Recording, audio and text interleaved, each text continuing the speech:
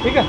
राजस्थान में चुनावी नतीजे आ चुके हैं, हार जीत तय हो चुकी है और सरकार भी बन चुकी है। भजनलाल शर्मा मुख्यमंत्री बन चुके हैं। शाहपुरा से जो कैंडिडेट थे उपेंद्र यादव, उन्होंने कहा था अगर मैं हार गया तो भी आऊँगा, जीत गया तो भी आऊँगा। वो तीसरे नंबर पर रहे, लेकिन वो लगातार शाहपुरा क्षेत्र में घूम रहे हैं और लगातार आप उनके जो कार्य हैं, जनता से मिलना, उनकी समस्याओं को दूर करना, वो जारी है। आज वो जो भारत संकल्प यात्रा मोदी जी की केंद्र सरकार की निकाल रहे हैं, उसके सिलसिले में हाथनोदा में पहुंचे हैं। तो उनसे जानते हैं जो सरकार ने कुछ घोषणाएं की हैं, कुछ SIT बनाई है पेपर लीक के मामले में, गैंगस्टरों के मामले में, उनसे इस बारे में चर्चा करते हैं। स्वागत है सर आपका। बिल्कुल, धन्यवाद। तो अभी आपने कहा था उस पर आप अमल कर रहे हैं कि मैं हार गया तो भी आऊँगा और जीत गया तो भी शाहपुरा की जनता के बीच रहूँगा। तो अभी जो सरकार है, राज्य सरकार, उसने SIT की गठन किया है पेपर लीक के मामले में। तो आपको क्या लगता है इस मामले में कब तक कार्रवाई होगी और जो आगामी पेपर हैं वो किस तरह से संपन्न होंगे? आपने देखा होगा कि भर्ती परीक्षाओं की जांच के लिए तत्काल SIT के गठन की घोषणा की है। जब पेपर लीक के मुद्दों को लेकर सरकार ने चुनाव लड़ा है और पेपर लीक बड़ी समस्या थी, कांग्रेस के नेताओं ने पेपर लीक करके युवाओं के भविष्य के साथ बड़ा खिलवाड़ किया है। मैं एक राहुल गांधी जी का एक बयान भी देख रहा था संसद वाला कि ये बेरोजगार है जो अंदर घुसने वाले। तो राहुल गांधी जी युवा बेरोजगारों को बदनाम कर रहे हैं। राजस्थान में दर्जनों पेपर लीक हो गए, तभी युवा विधानसभा के अंदर ऐसी कोई हरकत नहीं की। तो युवाओं को अपनी राजनीति की डाल न बनाए, क्योंकि युवाओं को बदनाम कर रहे हैं। युवा समझदार है। युवा लगातार जो दर्जनों पेपर लीक हुए उसके खिलाफ सड़कों पर उतर कर हम लड़े, लाठीचार्ज हुआ, जेल गए और उसको लेकर भारतीय जनता पार्टी ने एक्शन लिया। अब पेपर लीक माफियों का खेर नहीं होगी, क्योंकि अब युवाओं को न्याय मिलेगा। तो अभी जैसे सरकार BJP की बन चुकी है और जो यहाँ से MLA हैं वो कांग्रेस से हैं, तो लोगों में एक परसेप्शन बना हुआ है कि जो जिसकी सरकार नहीं होती है उस MLA से ज़्यादा वो कैंडिडेट कार्य करता है जो उस पार्टी से रहा हुआ है जिस पार्टी की सरकार है। तो आपकी लोगों को जो है अपेक्षा आपसे ज़्यादा है क्योंकि आपकी सरकार है। तो इसको किस तरह से टैकल करेंगे आप? देखो, चुनाव होते हैं तो चुनाव नेता जो होता है उसका लक्ष्य ये होना चाहिए कि मुझे चुनाव परिणाम की परवाह नहीं, मुझे विकास करना है। अब जब पहले लगे कि मैं तो जीतना ही है, जीतना ही, वो खुद के लिए कर रहा है। मैंने पहले दिन कह दिया था कि चुनाव का परिणाम कुछ भी हो, मुझे जनता के लिए करना है। और मैं 26 तारीख से जब 25 तारीख को वोटिंग, उसके बाद मैं जनता के बीच में हूँ। और आपने देखा हॉस्पिटल में शाहपुरा में सुधार हुआ है, कई ऐसे काम हुए हैं। जहाँ लाखनी में जो आग जनी से पीड़ित परिवार, उनसे मिलना, उनका सहयोग करना, तो लगातार मैं उनके बीच में हूँ। और मैंने इनसे वादा किया था 365 दिन शाहपुरा के विकास के लिए मैं काम करूँगा। कई लोगों को लग रहा था कि कई जो राजनीतिक विचारधारा से प्रभावित थे, जिनको लग रहा था कि ये किसान का बेटा है, आम जन में घुल मिलकर चलने वाला व्यक्ति है, बड़ों का सम्मान करने वाला व्यक्ति है, कि कहीं ना कहीं ये यहाँ आ गया तो हमारा क्या होगा। तो इन्होंने अफवाह फैलाई थी। तो मैंने स्पष्ट कहा था चुनाव में कि शाहपुरा में रहूँगा, शाहपुरा में जीऊँगा और शाहपुरा में मरूँगा, लेकिन विकास शाहपुरा के लिए होगा। हाँ, ये जरूर कह दूँ मैं, आने वाले समय में आपने देख भी लिया होगा कि यहाँ शाहपुरा में ना गुंडागर्दी चलेगी, ना भ्रष्टाचार चलेगा, ना जातिवाद चलेगा। यहाँ चलेगा विकास चलेगा।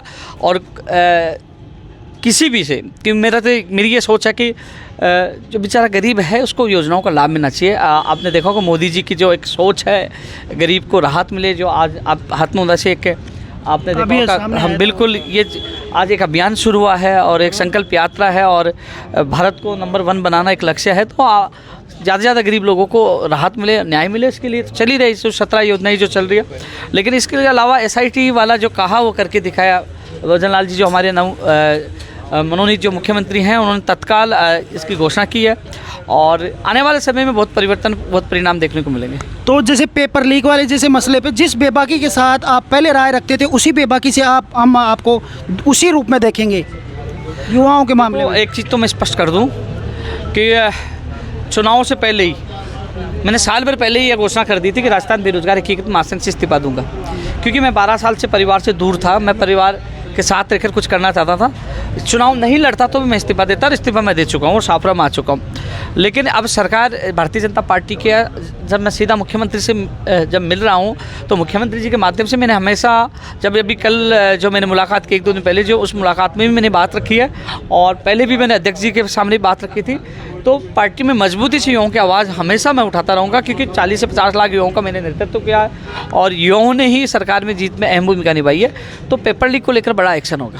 जैसे मैंने चुनाव प्रचार के दौरान बहुत सी विधानसभाओं का दौरा किया और सापरा में मैंने कुछ, क्योंकि मेरी खुद की विधानसभा है, यहाँ पर मैंने विशेष तौर से बहुत जगह का दौरा किया। सबसे बड़ी समस्या जो हाथनौदा में भी आपके सामने आई, जो गरीब आदमी है उसके पास उसका अनाज का जो है उस व्यवस्था नहीं है, उसका पति मरा हुआ है, किसी के बच्चे का एक्सपायर हो गया है, फिर भी उसको अनाज नहीं मिला। जो धन्ना सेठ है, जिनके पास गाड़ी है, घोड़ा है, फिर भी वो अनाज ले रहे हैं, वो अनाज खाने के इस्तेमाल नहीं करते, वो भैंसियों को अनाज देते हैं।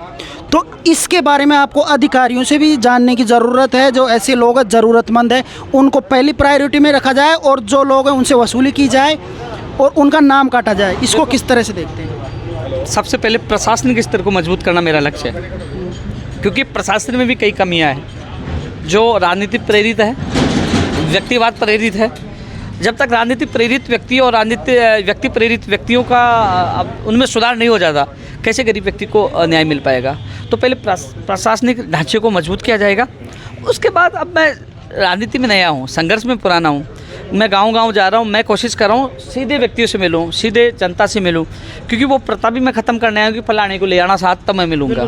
तो मैं सीधा मिलना चाहता हूँ, सीधा उन समस्याओं को चिन्हित करना चाहता हूँ। और मैंने कहा था 365 दिन काम करूँ, तो मैं कोशिश करूँगा कि अलग अलग, आप देखना आने वाले समय में अलग अलग चीज़ें, जैसे निःशुल्क कोचिंग के लिए भी हम कदम उठाएंगे और कई बेहतरीन कदम हम उठाएंगे। और मैं तो अलग अलग समाज, या चाहे वो अलग अलग तबके हो, वर्ग हो, बुद्धिजीवी हो, सबसे मैं सुझाव मांग रहा हूँ कि आपके कौन से बेहतरीन सुझाव हो जो हम सब मिलकर उन सुझावों को लागू करें, जनता का भला हो सके। या पानी की, सड़क की, बिजली की समस्या है, भ्रष्टाचार की समस्या है, चुनौतियाँ खूब है। लेकिन मैं जब संघर्ष के मैदान से तब के निकला हूँ, 12 साल संघर्ष किया, लाठेगाई जेल गया हूँ, तो अब मुझे अच्छा लग रहा है। अब आप चुनाव, जब मुझे 15 दिन मिले, 15 दिन में हर जनता के पास पहुंच भी नहीं पाया, कम समय था, लेकिन अब दोबारा आप जनता के बीच में जाओगे तो 15 दिन में, अभी 25 तारीख के बाद देखिए माहौल का तब्दील होना शुरू हो चुका है। आप देख लिए, लोग चाहने लगे, लोग, क्योंकि लोगों को जब उन्होंने सर्च किया कि ये व्यक्ति कौन है, ये व्यक्ति वो है जो जिसको पूरा देश जानता है, ये व्यक्ति जो 2.5 से 3 लाख लोगों को सरकारी नौकरियां दिला के आया और इसके व्यवहार में, बोलचाल में बड़ों का सम्मान करता है, सबको साथ ले जाने की इसकी विचारधारा है, गुंडागर्दी, भ्रष्टाचार, जातिवाद खत्म करना चाहते, तो धीरे धीरे लोगों को सच्चाई पता चल रही है। जिन लोगों ने बड़े बड़े वादे किए थे, आप देखना जो मेरे स्पीच थे चुनावों से पहले के, वो स्पीच आज के स्पीच सेम है। नहीं, लोगों की, मैं मिला था आपसे 2 बार, बिल्कुल। जो चुनावों से पहले लोगों का स्पीच होता है वोट लेने के लिए, वो पैर भी पकड़ लेते हैं मतदाताओं के, और चुनावों के बाद याद नहीं करते। तो ऐसा अंतर नहीं होना चाहिए। सम्मान कार्यकर्ता को, मतदाता को, बड़े बुजुर्गों को सम्मान मिलना चाहिए, और सम्मान लौटाने के लिए मैं आया हूँ, विकास के लिए मैं आया हूँ, जातिवाद भ्रष्टाचार खत्म करने के लिए आया हूँ, और ये सबके आशीर्वाद सहयोग से संभव हो पाएगा। तो वो स्पीच आज भी सेम है, और मैंने कहा था बीच पे रहूँगा। अरे एक चीज़ सेम है, जब मैं चुनाव लड़ रहा था तब हंस रहा था, जब चुनाव लड़ के हार गया तब हंस रहा था, और जनता के बीच में भी मुस्कान है, क्योंकि इन लोगों का प्यार मुझे बहुत मिल रहा है। मैं सौभाग्यशाली हूँ। लोग कहते हैं कि चुनाव हार गया, लेकिन मैं कहना चाहूँगा मैं जीत गया, क्योंकि मुझे लोगों का प्यार मिल रहा, सम्मान मिला, ये मेरी सबसे बड़ी जीत है। तो लोग चुनाव हारने के बाद उनका दिमाग कि मैं 4-5-6 महीने, साल भर किसी दूसरे एरिया में रहूँगा, लेकिन आप चुनाव हारने के तुरंत बाद आप में वही एनर्जी मैं महसूस कर रहा हूँ। पहली बार इंटरव्यू किया था उस समय भी वही एनर्जी थी, और आज भी वही एनर्जी महसूस कर रहा हूँ। तब मैं यहाँ के कुछ लोकल मुद्दे जिनको एड्रेस करना, मतलब इंटरनेशनली जो है, यहाँ पर बालाजी का मंदिर है, उसकी जो रोड आप हाथनौदा से जाओगे आगे, तो वो अभी जिसके टेंडर है वो रोड टूटी हुई है पूरी, और यहाँ पर शनिवार मंगलवार लाखों लोग आते हैं, लेकिन उसका अभी तक कोई काम नहीं हो रहा है। एक मुद्दा तो ये है। दूसरा मुद्दा जो रामलाल शर्मा जी से भी मैंने चर्चा की है, वो है रोपवे का। तो वो शायद केंद्र सरकार के पास फाइल गई है, वहाँ से पास होती वो तो क्लियर हो जाएगा, लेकिन जो ये रोड है इसके बारे में आपका क्या विचार है आगे करने का? देखो, रामलाल जी वो नेता हैं, वो पीछे हटने वाले नहीं है, वो करके दिखाएंगे। उसमें बात हुई है, वो करेंगे, वो करेंगे, मैं जानता हूँ ना, आप बड़े भाई हैं मेरे, और जितना सहयोग जहाँ अपेक्षित होगा मैं भी साथ दूंगा। रही बात इसकी, ये भी है परमानंद जी महाराज के जो पहाड़ के बीच में से जाता है वो सड़क, वो भी है, वो भी मेरी प्राथमिकता में। अब मैं भी नेताओं जैसे कह दूंगा मैं करवा दूंगा, ये करता हूँ, देखता हूँ, वो मुझे नहीं आता। प्रशासनिक स्तर जब मजबूत होगा, प्रशासनिक स्तर से जो सारी चीज़ों को लेकर, क्योंकि जब मैं गाँव में जाना चाहता हूँ, हो सकता है मैं पैदल यात्रा निकालूँ, हो सकता है मैं गाँव यात्रा निकालूँ, एक रूपरेखा तैयार कर रहे हैं, तो यात्रा निकालेंगे तो मैं गाँव में बीच में जाऊँगा, तो उन समस्याओं को इंगित करना, सड़क की हो, पानी की हो, शिक्षा की हो, चिकित्सा की हो, उनको इंगित करके प्राथमिक तौर से उसको हम कौन सी समस्या को पहले हल कर सकते हैं। अभी मुझे आपने बताया और मैं कह दूँ ये कर दूँगा, पहले जानेंगे कि उसकी अभी कौन से स्तर पर उनका मामला है, कैसे हल हो सकता है, किस अधिकारी के पास मामला है, और जाने के बाद मैं पाऊंगा, कितने दिन में हो पाऊंगा। और उन अधिकारियों से मैं जब चर्चा करूंगा, बैठूंगा कि आप कितने दिन में काम कर सकते हो, 20 दिन, 15 दिन, 1 महीना, तो उसके बाद जनता में बोलने का मज़ा भी आएगा और जनता का दिल जीतने में मज़ा आएगा। तो इसलिए उसमें थोड़ा सा समय चाहिए। जब मैं घूम रहा हूँ तो समझ भी रहा हूँ, देख भी रहा हूँ, यहाँ एक ही चेहरे पर कई चेहरे हैं जो राजनीति से प्रेरित है। क्योंकि जो जनता है, जनता दिल से बिल्कुल साफ होती है, उनका दिल साफ होता है, लेकिन जो राजनीति प्रेरित उनके दिल को उनको भ्रमित करने की कोशिश कर। लेकिन धीरे धीरे जो जनता जनार्दन होते हैं, जनता से बड़ा कोई नहीं होता, ये लोग ये सब कुछ बदलने वाले। तो ये धीरे धीरे इनके सामने स्थिति साफ हो रही है। उन सब की जो चुनावी माहौल था, मैं तो चुनाव से पहले भी कहा था कि ये नेता आ जाएंगे, भाषण देके लड़ा के चले जाएंगे, आप लड़ना मत, शांतिपूर्ण चुनाव होना चाहिए। वो अभी कुछ जगह ऐसा हुआ भी, कई कुछ नेता के लिए लड़ लेते हैं, नेता चला जाता है, आपस में उनके विदेश तो बोलते नहीं है, चाय पानी नहीं पीते, जो साथ बैठते हैं वो दूर दूर हो जाते हैं। तो चुनाव आए चले गए, मैं तो चर्चा भी नहीं करता। कई लोग कहते हैं 11,000, मैंने कहा 11,000 की जुआरी बहुत बड़ी होती है, बहुत अच्छी है, सुबह 11,000 तो है ना, ये 11,000 पता, ये मेरे लिए 11 लाख के बराबर है। तो अभी कुछ समय के लिए जैसे सरकार आ चुकी है और 11 मार्च के आसपास आचार संहिता भी लग जाएगी, उससे पहले सरकार अंतरिम बजट पेश कर रही है। तो उस बजट में आप शाहपुरा में क्या अंदाज़ा लगा रहे हैं और आपकी क्या मांगे रहेंगी? जो आपने कुछ रोड मैप तैयार किया होगा, चूँकि उस इलेक्शन में आप भी प्रचार में जाएंगे तो लोगों के बीच बात रखेंगे, भाई मैंने ये बात बजट में रखी थी, इतनी पूरी हुई, इतनी कुछ कम रही, उसको कैसे देख रहे हैं? मैं तो करके दिखाना चाहता हूँ, रख के क्या करके दिखाए तो अच्छा लगे।